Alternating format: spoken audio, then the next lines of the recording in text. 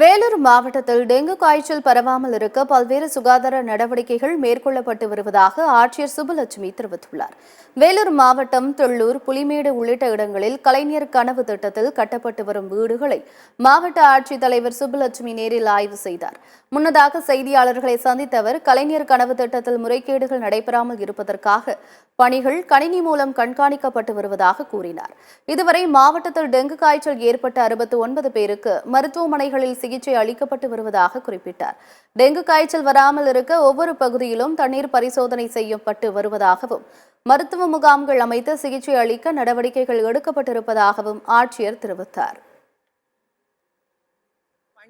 Positive case என்ன இருக்கிறது என்பதை நம்முடைய மருத்துவமனைகளிலிருந்து ஜேடி மற்றும் டிடி அவர்களிடமிருந்து அறிக்கையாக பெற்று அந்த பகுதிகளில், அந்த பாதிக்கப்பட்ட மக்கள் இருக்கிற பகுதிகளில் ஃபாகிங் ஒர்க்கு அண்ட் அந்த பகுதியில் சோர்ஸ் ஐடென்டிஃபிகேஷன் பணி இன்டென்சிவாக செய்கிறோம். அதே போல் அந்த பகுதிகளிலே தொடர்ந்து ஃபீவர் கேம்ப் நடத்துகிறோம். 3-4 நாட்கள் தொடர்ந்து காலை மாலை ஃபாகிங் ஒர்க் எல்லாம் செய்கிறோம். சோர்ஸ் ஐடென்டிஃபிகேஷனும் பண்ணுறோம்.